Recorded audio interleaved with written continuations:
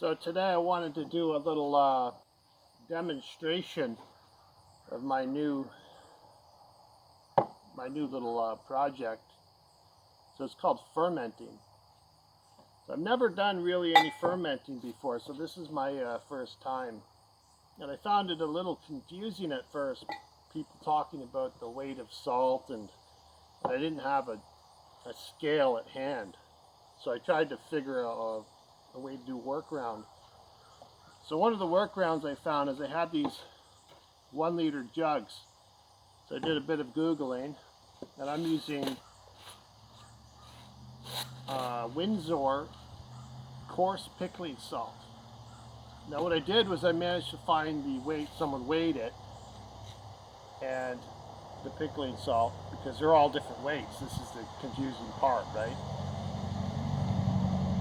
So I got the weight off this, and I calculated that 3 tablespoons will make me a 5% brine in 1 liter water.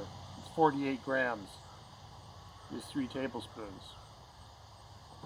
So I know that this is a 5% brine with like 95% surety. So in this container now, I found this container at the dollar store the other day. I don't know if you can see it. There's this little latch, and it's got a hole in it. I was like, you know what, that would make a good fermentation jar, because I don't have fermentation jars either, because I had never done this. But I do have some pickles. I made 5 jars of pickles, or cucumbers, that I'm going to ferment. So I got these ready to go. Now here's the thing, I know this jar, it says right on it, it's 2.8 liters. So what I've decided to do, just for experimental reasons and my own curiosity, I got some water here. This is distilled water. So this is full of, I got green beans, I got cabbage, I got carrots, I got hot peppers, I got cucumbers. This is like a mixed kind of a kimchi. So what I'm doing is I'm going to fill this with water. This is just water, because I want a displacement measurement, which is going to be approximately how much I'm going to be using. So that's basically full. And now I'm going to dump it up. That's full of water, right? Which will be my brine.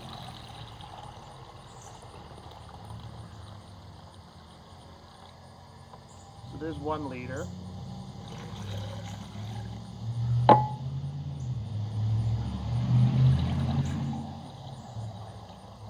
I'll be able to write this down, and then I'll explain in a minute. So that's 1.5 liters of water. Now the reason I'm doing this, I want something else to show you. This pickle is submerged in water, and you notice it floats. It actually floats in water, so that means that the density of this pickle, probably all pickles, are just a little bit lighter than water. Carrots just float, so they're just a little heavier. And I imagine most vegetables are probably a little lighter or just a little bit heavier. So I'm going to do the same thing with my pickle jar. I measured this pickle jar last night, and it's 600 milliliters.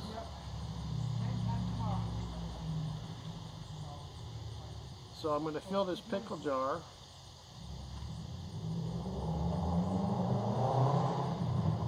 with water, and then I'm going to dump it out. So I can just understand the displacement here.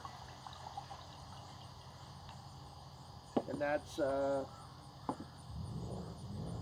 about 200 milliliters. So now I got my 5% brine. And I'm actually going to fill my containers up with brine. Give a little wiggle.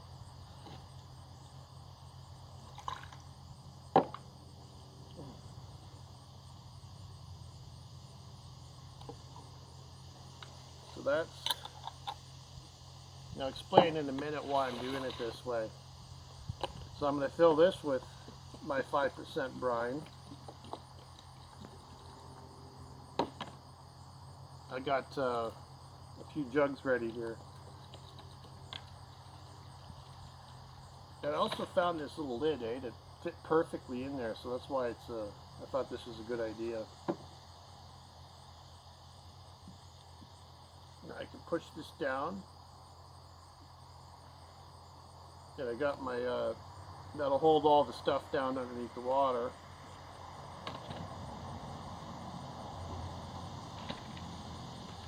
And then I can push my lid on. The interesting about this lid is that you can push down on it. And when you push down on it, the lid kind of lets some air out. Actually, you know what? Just for the sake of it, I'm going to put 2 of these guys here. Yeah, that'll push it down a bit more. Anyways. I might put a little weight on top of here when I put it in the for storage. So there you go. There's my fermentation project. So there's that one's full. I got this one out here, so I might as well do this one too.